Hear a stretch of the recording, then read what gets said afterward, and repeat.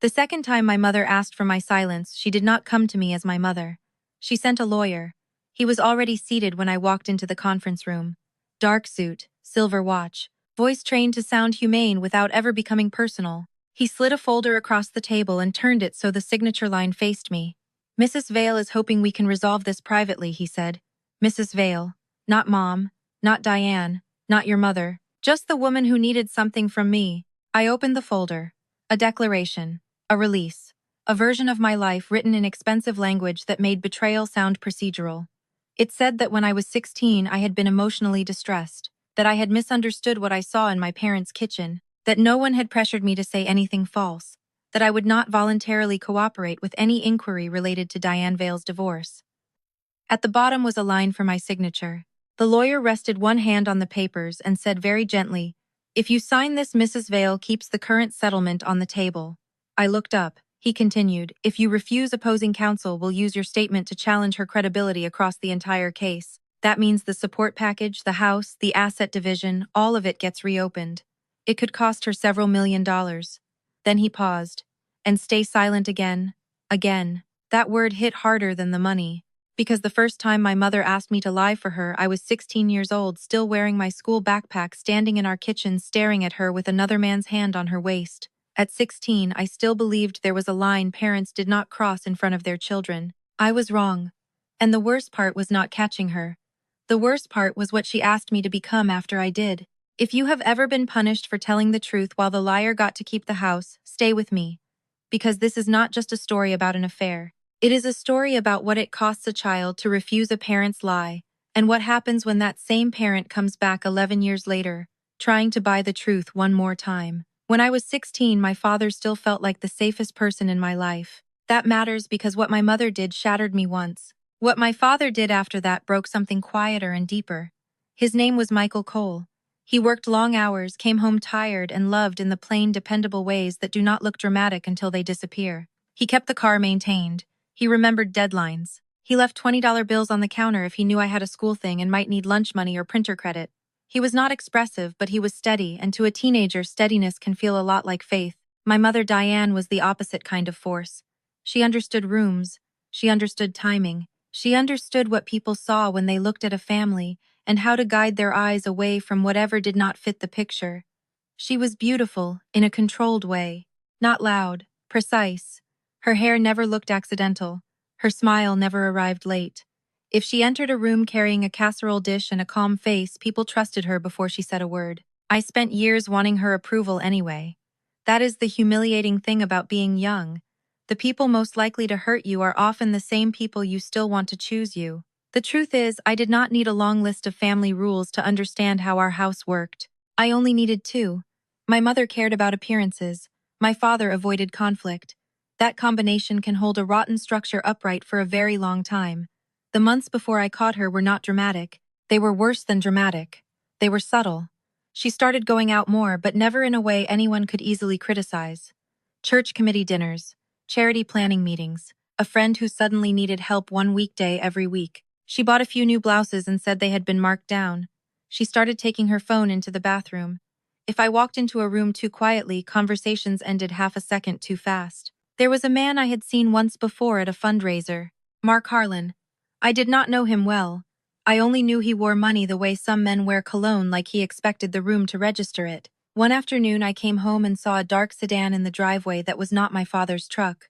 I assumed it belonged to a neighbor. Another time I passed through the kitchen and noticed a second wine glass in the sink when my father was out of town. Once I smelled men's cologne in the mudroom and told myself it was probably on one of my mother's coats from hugging somebody at church. That is how children protect themselves before they know they are doing it. We explain away the crack because we still need the wall. My father gave me one sentence around that time that I still hear now. It was nothing dramatic. We were in the garage on a Saturday. He was looking for a screwdriver. I was half doing homework, half pretending not to. He said, "If something ever feels wrong, tell me the truth, even if it's messy." I remember looking up and smiling a little, because I believed him. That sentence came back to me later with a force that still makes me go cold. The day I caught my mother was a Wednesday. Debate practice got canceled because one of the assistant coaches had a family emergency. I texted my mother to say I was coming home early. She did not answer. When I pulled into the driveway, her car was there. My father's truck was not. The dark sedan was.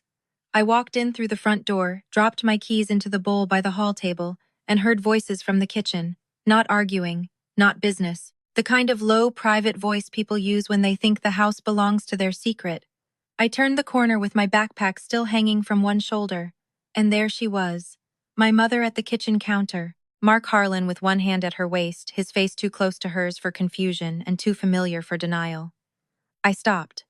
No one moved. I can still hear the refrigerator humming. I can still hear my own zipper pull tapping against my bag. I can still see the exact way my mother's expression changed. Not to shame, to calculation. Mark stepped back first. My mother did not gasp or cover her mouth or scramble for dignity. She straightened, looked at me, measured the room. Then she said my name the way people say a problem they intend to contain. Emma. That was it. No explanation, no apology, just control. Mark muttered something about leaving and walked past me. He did not meet my eyes. My mother waited until the front door shut, then came toward me in fast, quiet steps. What is this? I asked. She grabbed my arm, not hard enough to bruise, hard enough to establish who was in charge. You are going to calm down, she said. I stared at her. Don't tell me to calm down. Her eyes sharpened. You are not going to make a scene. A scene. That word is still one of the ugliest in the English language to me. Not because it is harsh, because it turns somebody else's sin into your reaction. I pulled my arm away. Were you with him? She did not answer the question. Instead, she lowered her voice and said, Your father does not need a distorted teenage version of something you do not understand. There are moments when your body understands the shape of a betrayal before your mind can process it. That was one of them. Because in one sentence, she had already done 3 things. Denied me, insulted me, assigned me a role in her lie. I said I'm not lying to Dad. It came out before I had fully thought it through. She went still for one beat. Then she said in a voice flatter than I had ever heard from her, You are not going to destroy this family because you want to feel righteous. That was the first time she tried to make truth sound selfish. It would not be the last. I went upstairs and locked my bedroom door. Half an hour later, she was outside it. Open the door. No. Her voice came through the wood, smooth and controlled. Mark dropped off event materials. You walked in at the wrong moment. You assumed something ugly. That is what happened. I sat on the floor by my bed and laughed once because hearing a lie that quickly after seeing the truth makes you feel like reality itself is being rewritten in real time. She kept going. Your father is under enough pressure. You are not going to put this on him because you are emotional. I said nothing. Then her voice hardened. What you say next will affect every person in this house. That is how she handed me the bomb she built and told me not to drop it. I barely slept that night. I heard my father come home, heard cabinets open, heard the television downstairs, heard the water in the pipes, heard my parents' bedroom door close. And lying there in the dark, I made the mistake that children still make when they believe at least one adult will do the right thing. I thought my father would save me once he knew. The next evening, he asked what was wrong. We were at the dinner table. Chicken, rice, green beans. My mother looked perfectly normal. That made everything worse. I had barely eaten. My father set his fork down and said, Emma, just my name. Then quieter. Is something going on? My mother kept cutting her food. I said, I need to tell you something. For the first time all evening she looked up, not pleading, warning. My father leaned back slightly. Tell me. I said, yesterday I came home early and Mom was in the kitchen with a man. Silence. Then my father looked at her. He said, What man? Before I could answer, my mother gave a small exhale, almost a laugh, like this was all too absurd to dignify. Michael, please. He did not look away from her. Diane. She set her fork down, carefully, elegantly. Even then, Mark Harlan dropped off donor packets for the church auction, she said. I was upset. He hugged me. Emma walked in and decided to turn it into something obscene. I said, That's not what I saw. She turned to me, then eyes already bright. That was the part that used to make me question my own memory. She could move from cold control to wounded dignity in seconds. You burst into a room, she said, misread an adult moment, and now you are sitting here trying to punish me because you are angry at every rule in this house. My father looked at me. Emma, he said, are you sure? That question broke something in me on the spot. Not because it was unfair for him to ask, because I had been so certain that if I ever told him the truth, being his daughter would count for more than my mother's performance. Yes, I said. I'm sure. My mother's tears came instantly. Not messy tears. Not grief. Controlled tears. This is what I've been trying to manage, she said to him. The attitude, the hostility, the need to make everything into an accusation. My father pushed his chair back. He looked at me. He looked at her. Then he said the sentence that taught me exactly how weak a safe person can become when safety costs him something. Emma, go upstairs. Let me handle this. Handle this. What he meant was remove yourself from the room while I decide whether truth is worth the discomfort. An hour later, he came into my bedroom. I was sitting on the floor with my knees pulled up, staring at the wall. He closed the door behind him and stood there for a long moment. He looked older in that doorway than he had the day before. Not wiser, just smaller. He said, "Your mother says you misunderstood what you saw." I looked up at him and said, "Do you believe that?" He rubbed one hand over his mouth. "I think things are complicated." That is a sentence cowards love. It lets them sound mature while they abandon the person standing closest to the blast. I said, "You told me if something felt wrong, I should tell you the truth." He flinched. I still remember that, not because it saved me, because it proved he knew exactly what he was failing. He sat down on the edge of the bed and lowered his voice like we were negotiating a schedule problem instead of my mother's affair. "Emma, listen to me. Your mother and I have had problems for a long time. You don't know everything. I know what I saw." He closed his eyes briefly. "I'm asking you not to make this worse." That line hurt more than my mother's lies, because hers were expected by then. His was surrender. I said worse for who he did not answer. He just looked at me with the face of a man who wanted the truth to be real without wanting any of the work that came after it. That was the moment my father stopped being a person I could fall toward. He was not calling me a liar. He was doing something that felt even colder. He was asking me to carry the lie because he was too weak to confront it. The next 2 days were a slow public execution in family clothing. My mother called my Aunt Sharon, then my grandmother. Then somehow 2 cousins knew enough to look at me differently by the weekend. I never heard the full version, she told everyone. I only saw the finished product. I had become unstable, disrespectful, vindictive, a teenage girl who had exaggerated a harmless moment because she wanted attention and control. My Aunt Sharon cornered me in the laundry room and said, "Do you realize accusations like this can destroy a marriage?" I said. "Then maybe the marriage was already destroyed." She stared at me. "You are 16. You don't get to speak like you understand adult consequences." I said, "Apparently I'm old enough to be blamed for them." By Sunday, no one was asking what I saw anymore. They were asking why I would say it. That is how families bury truth. They do not disprove it. They put the witness on trial until everyone forgets there was an original crime. Then came the apology demand. My mother stood in the foyer with Aunt Sharon beside her. My father was near the staircase. He looked like furniture. Present. Useless. Silent. My mother said I had a choice. I could retract what I said, apologize for the damage I was causing, and stop speaking about private family matters. Or I could stay somewhere else until I was ready to behave like part of the family again. I said, "So I tell the truth and I'm the one who leaves." My aunt said, "You are not being thrown out. You are being removed from a toxic situation that you created." There are phrases adults use when they want cruelty to sound responsible. I looked at my father. This is the part that still hurts. Not because he yelled at me. Not because he chose my mother loudly. Because he had one clean moment to choose me quietly. And he didn't. I said, "Dad." He opened his mouth. Then he said, "Maybe some space will help everybody calm down." That was it. That was my father's great act of moral courage. Some space. He turned my exile into a weather problem. My mother cheated on my father. But the first person she sacrificed to save herself was me. I packed 2 duffel bags. My father stood in the hall while I did it. He did not stop me. He did not say, "I know what you saw." He did not say, "This is wrong." He did not say, "Don't go." He picked up one of the bags for me when I got to the stairs. That almost made it worse. Because even then he wanted to feel helpful without being brave. On the drive to my aunt's house, Sharon kept calling it temporary. My grandmother called later and said pride would ruin my life if I let it. One of my cousins whispered the word homewrecker loud enough for me to hear through a half-closed door. Homewrecker. I was 16 years old. I had not lied to a husband. I had not put a hand on anybody in that kitchen. I had not turned a marriage rotten, but I was the one carrying the name. And the ugliest part was this. The marriage still died anyway. Their lie did not save the family. It only chose which child would be buried under it while it collapsed. If you think getting thrown out was the bottom of the story, hold that thought. Because that week taught me the rule that shaped the next 11 years of my life.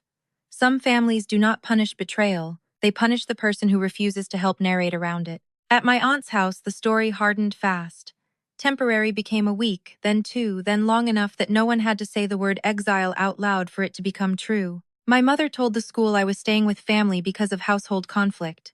She made it sound mutual, mature, manageable. But adults who are not inside the lie sometimes hear the strain in the script. Our school counselor, Mrs. Keating, called me in after I missed 2 assignments and nearly fell asleep in AP History. She asked where I was staying. I said, my aunt's. She asked if that was by choice. And I started crying so hard I got angry with myself for it. I hated crying in front of adults then. It felt like losing control in public. But Mrs. Keating did not rush in with comfort. She handed me tissues and waited until I could breathe. Then she said, write down what happened while you still remember exactly how it happened. That sentence saved more than I knew. Not because it fixed anything, because memory gets bullied too. That afternoon, I went to the library, opened a blank email, and sent one to myself. I wrote the date, the canceled debate practice, the dark sedan in the driveway, Mark Harlan's name, the kitchen, my mother's exact words as best I could remember them. My father asking if I was sure, my father telling me not to make it worse, the apology demand, the move to my aunt's house, the fact that I was already being treated like the problem for refusing to retract it. I wrote it because I needed one place where the truth existed outside my body. I wrote in a cheap spiral notebook too. Not dramatic pages, just facts. Who said what? When I changed addresses. When my mother texted, we are not discussing what you think you saw with your father until you calm down. When my aunt texted, your mother says you can come home when you're ready to stop punishing her. At the time, those messages only felt cruel. Years later, they looked like timestamps. That is the thing liars forget. When they are improvising, they leave records. My father called a few times in those first months, but always in the half-language of a man trying to preserve access to both sides of a burned bridge. He asked if I was eating, if school was okay, if I needed money for books. He never said, I believe you. He never said I should have stopped that. He never said your mother was wrong to ask what she asked. He hovered. Some people abandon you with one loud decision. Some do it by remaining available for small talk while refusing the truth that would cost them something. By spring, living with my aunt had turned into a daily lesson in conditional belonging. Every meal came with an aftertaste of discipline. Every disagreement proved I was difficult. Once when I said I was tired of everyone acting like my mother was the victim, Sharon looked at me and said, families can survive infidelity. They cannot survive disloyalty from inside. That sentence rearranged something in me. My mother's affair was an adult mistake. My honesty was a family crime. I finished high school mostly out of spite. Then came a rented room, a grocery job, community college classes I took slower than planned because survival never respects your ideal timeline. None of that was noble. None of it made me wise on the spot. It was just the long administrative work of being young with no safe landing. But even then, something had started to shift. I was no longer just hurt. I was learning how to preserve what had happened. I stopped waiting for my mother's version of events to collapse on its own. I stopped imagining that some future family dinner would clear everything up. I began to understand that truth does not win because it deserves to. It wins only if it is kept intact long enough to outlast the people trying to distort it. That realization changed my life in quiet ways. I started noticing records, dates, forms, how official language can hide violence and also expose it, how a school counselor's note and address change a time-stamped email and a text message can tell a cleaner story than 10 emotional people in a dining room ever will.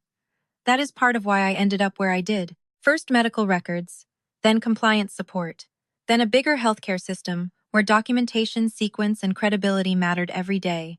It was not glamorous work. I loved it anyway, because in records, I saw a version of justice I could understand. Not perfect justice, not moral justice, but procedural truth.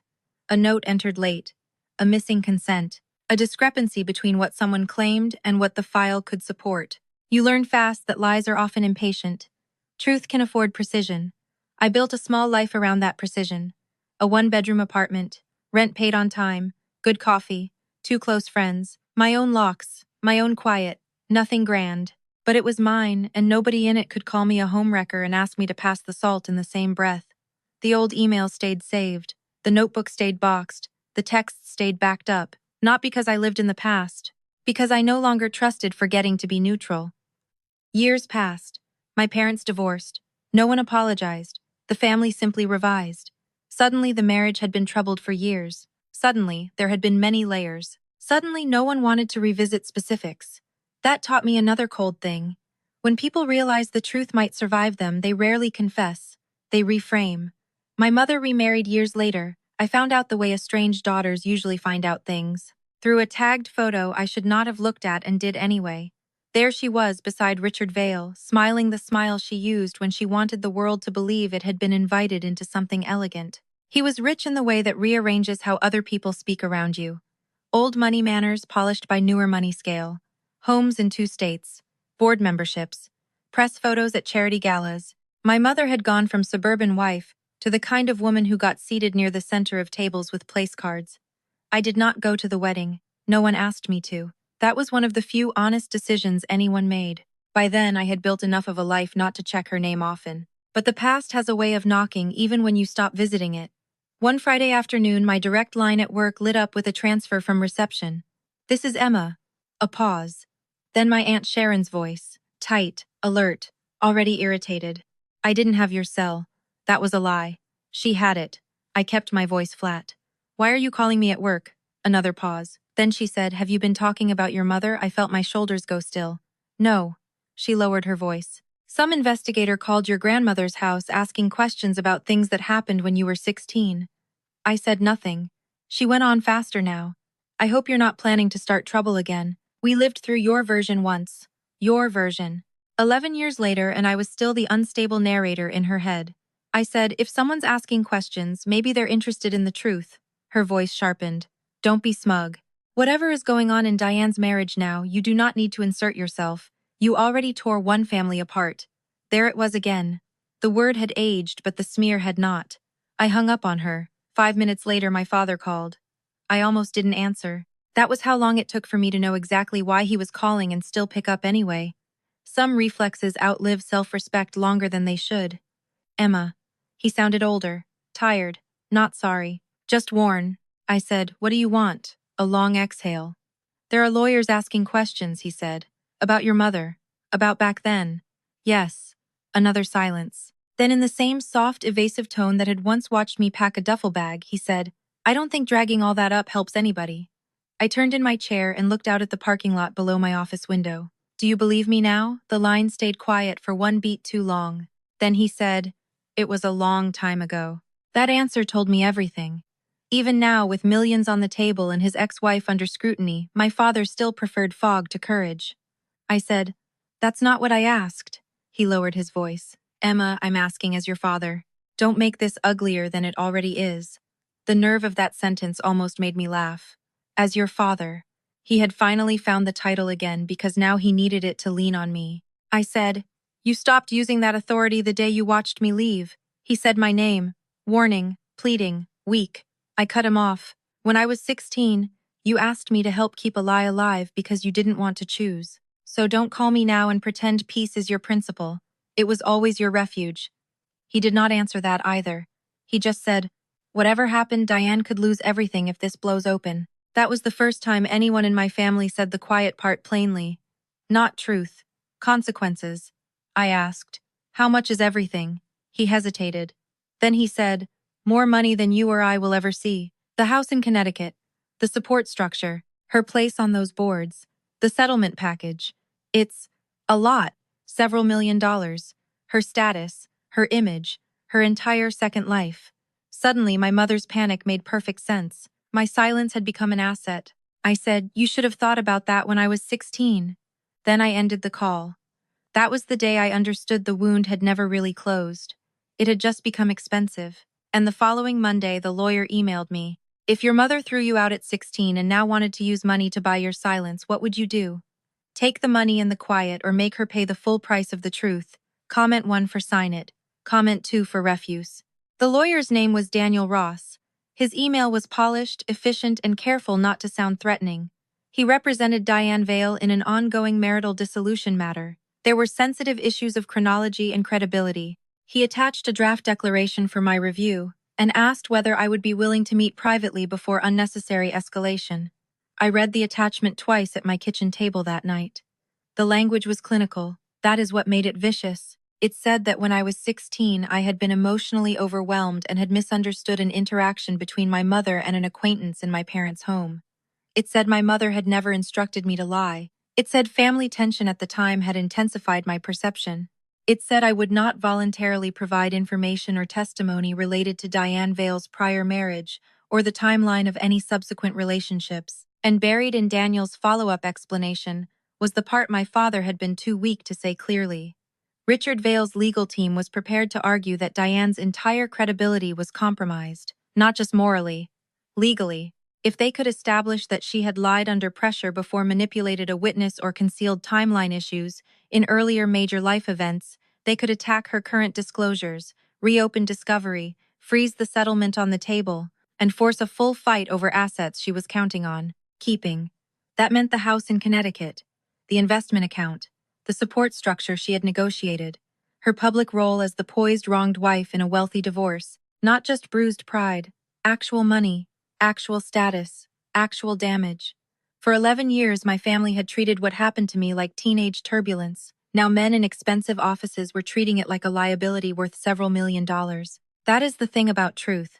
The people who dismissed it as drama often become very serious once it threatens a ledger. When Daniel Ross said, if you refuse, she could lose the current settlement entirely, he was trying to scare me. What he really did was finally explain the size of the bill my mother was afraid of paying. The second time she needed my silence, it was not to save a suburban marriage.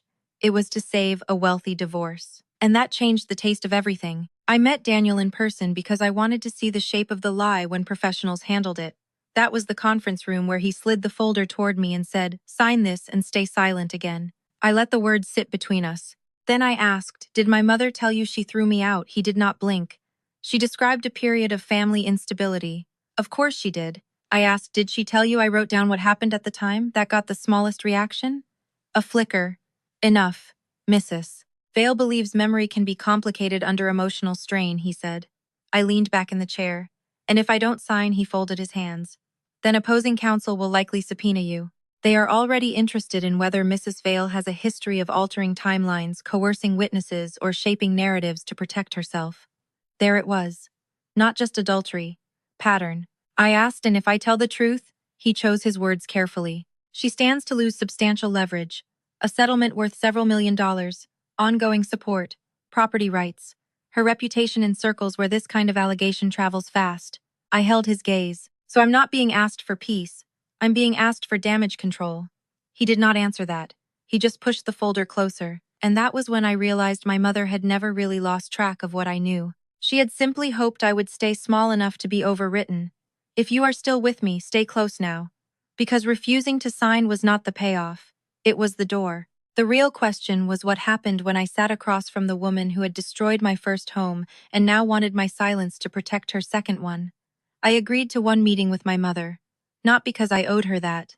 Because I wanted to hear with my own ears what she thought she could still sell me. The meeting took place at her divorce firm downtown. Same kind of room. Same kind of lighting. Same expensive quiet meant to make bad things feel manageable. Daniel was there. My mother was already seated. Time had polished her but not softened her. Her hair was shorter. Her jewelry was better. Her posture was the same. She stood halfway when I walked in as if she had not decided whether she was greeting a daughter or negotiating with a witness. Emma, she said. I sat down without hugging her. For a moment no one spoke. Then Daniel said, thank you for coming. We'd like to discuss a limited declaration that would keep you out of litigation and prevent unnecessary escalation. I looked at my mother. A limited declaration. She held my gaze. A correction. I almost smiled. Correction implies the original version was wrong. She said, you were 16. There it was. The whole strategy in 3 words. Shrink the witness. Blur the event. Call certainty, adolescence. I said I was old enough to know what I saw. My mother folded her hands. You were young. Emotional. You walked into a complicated adult situation and turned it into something absolute. I said, you mean when I walked into my own kitchen and saw Mark Harlan with his hand on your waist? Daniel shifted. My mother did not. Emma, she said, I'm not here to relitigate a painful period. That's exactly why you're here, I said. Because someone else is. Something cold moved behind her eyes then. Not shame, annoyance. She tried softness next. I know you were hurt. Hurt. As if hurt were the problem. As if the problem were my feelings and not the machinery built around them. I said nothing. She continued. Your father and I were already in deep trouble. You came into something mid-collapse and interpreted it through the lens of a child. I asked, Did you ask me to lie to him? Daniel stepped in fast. We're not here to parse private family language from over a decade ago. I turned to him. I didn't ask you. Then I looked back at my mother. Did you ask me to lie to Dad? She leaned back and let some of the softness leave her face. I asked you not to blow up a fragile situation with immature certainty. Closest she would ever come, I said, so yes, she ignored that. What you did had consequences, she said. Your father left. The family imploded. Relationships were destroyed. My chest went cold, because even now, after all this time, she was still doing it. Still handing me the wreckage she built and calling it my impact. I leaned forward. You did not lose me when I told the truth, I said. You lost me when you asked me to become part of your lie. That landed. For the first time since I entered the room, my mother stopped performing control and simply looked at me. Not as a child, as resistance. Daniel jumped in. Emma, with respect, this is not about revisiting family pain. This is about whether your adolescent perception should be used to distort a current high-asset dissolution. I looked at him. Adolescent perceptions don't usually come with timestamps. A flicker again. Good. I wanted them both to know I had not survived all those years by becoming foggy. My mother spoke before he could recover.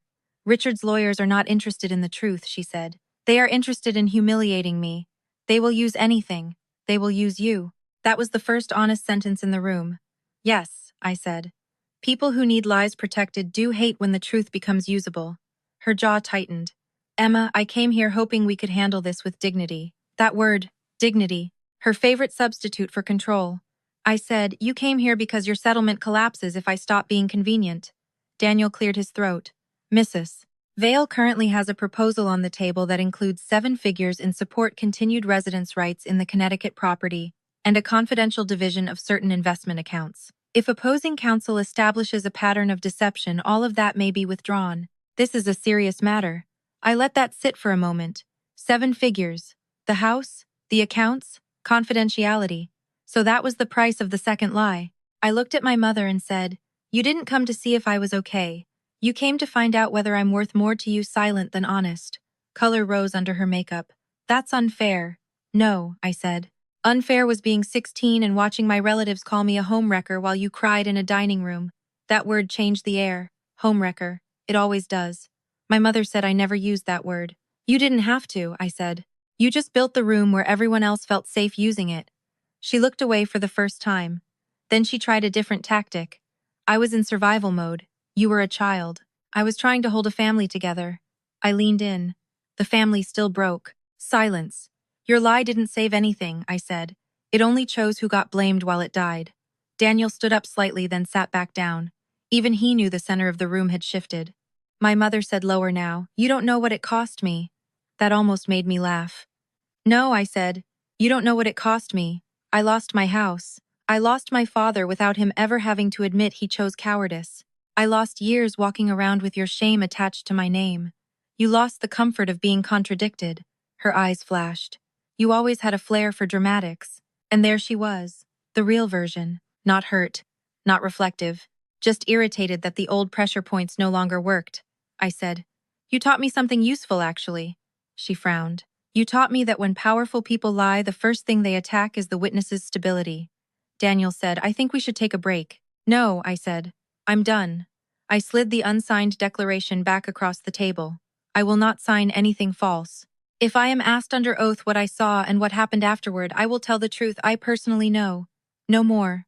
No less. And you can explain to Richard Vale's lawyers why the daughter you threw out refused to help you bury it twice. My mother's voice turned sharp. Do you have any idea what public exposure like this does? I stood up. Yes, I said. I was 16 when you taught me. Then I left. For the first time in my life, my mother was the one trapped in a room with a story she could not manage. Tell me where you stand before I take you into the record itself. Does blood still buy silence after betrayal? Or does that debt end the moment a parent makes truth the price of belonging? Hold your answer. Because refusing to sign was only step 1. The real turn came when I stopped being just the girl who survived it and became the woman who could prove it. I did not run from that meeting straight into vengeance. Real life is slower than revenge fantasies, and I was not interested in becoming anyone's weapon. Not Richard Vale's. Not the legal systems. I had spent too many years being handled by other people's fear. So I got my own attorney. That mattered. Because for the first time in this story, I was not walking into a room as the youngest person, the poorest person, or the easiest person to blame. I was walking in represented. I asked what my obligations were, what voluntary cooperation meant, what could be asked of me, what I should and should not say. My attorney told me something I will probably remember for the rest of my life. You do not need to become dramatic to be useful. You need to be exact. That sentence felt like air after years underground. So I went home and opened the old box. Inside were the things that had survived me.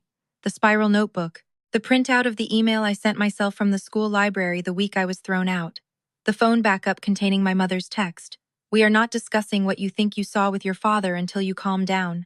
My aunt's text, your mother says you can come home when you're ready to stop punishing her. A counseling intake summary showing acute family conflict removal from the home, and my description of seeing my mother with another man.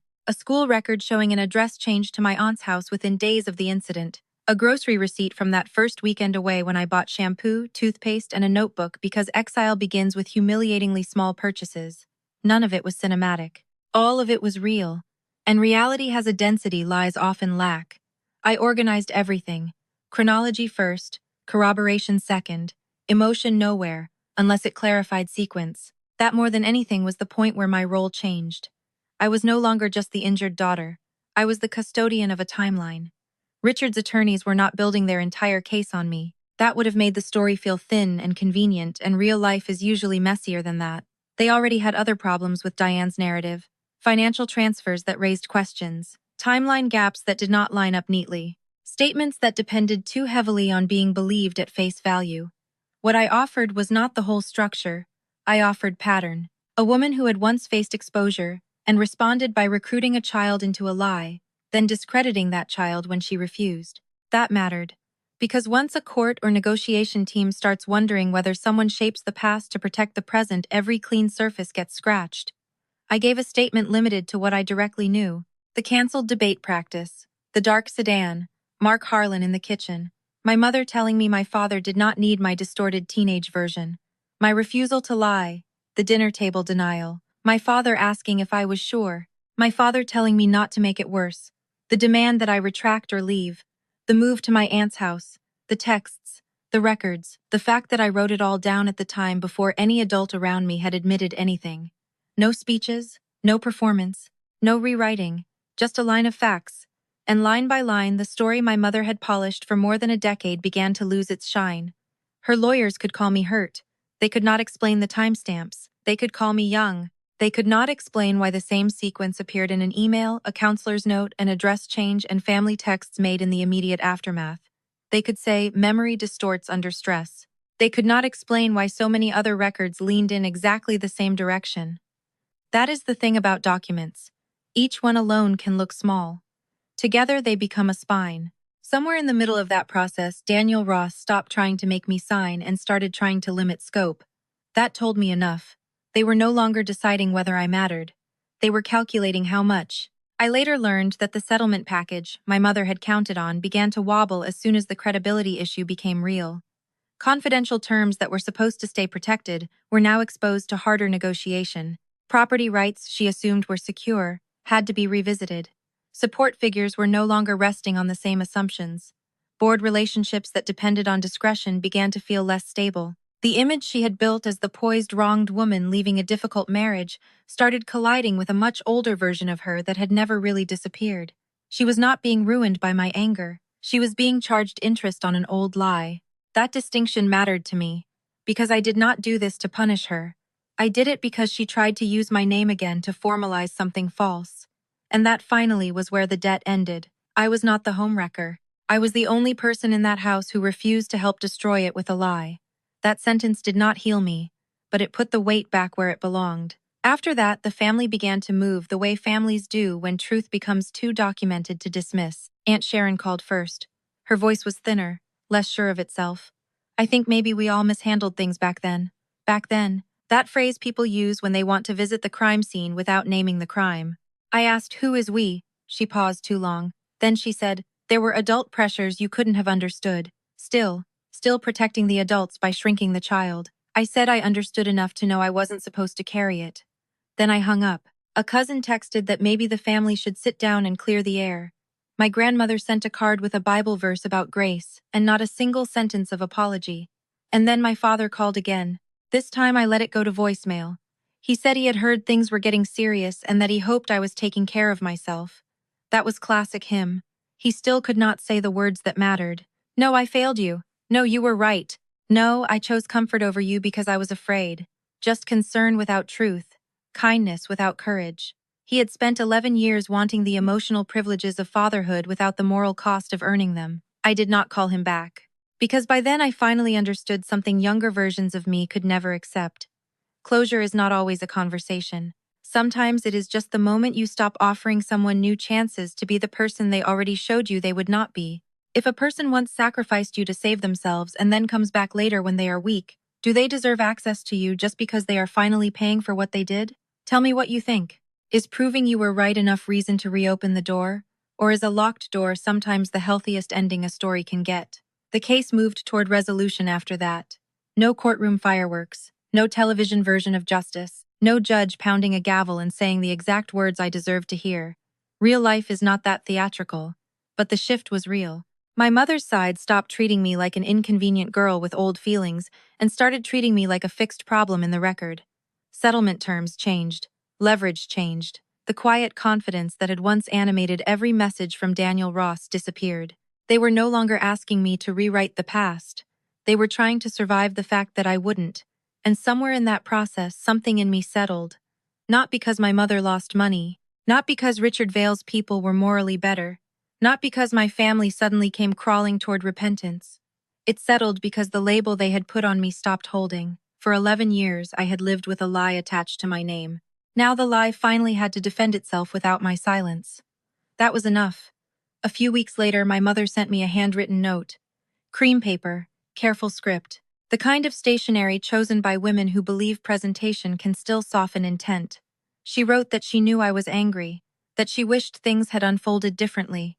That fear makes people do imperfect things, that perhaps time had hardened both of us, that maybe when legal matters settled, we could speak privately as mother and daughter without outsiders distorting what was personal. There was no sentence that said, I asked you to lie. There was no sentence that said, I let them call you a homewrecker. There was no sentence that said, I let your father stand there while you left. There was no sentence that said, I am sorry for what I did. She still wrote like a woman managing exposure, not like a woman telling the truth. I sat with that note for a long time, because this is the part people flatten in stories. They think once you are vindicated, everything becomes simple. The villain is punished. The victim is satisfied. The ending folds into clarity. But being proven right can sharpen grief just as much as it relieves it, especially when the person who hurt you still wants reconciliation on language that protects them. Part of me wanted to ignore her completely. Part of me wanted to mark up every vague line in red pen and send it back. In the end, I wrote one email. Short, clear, cold in the cleanest way.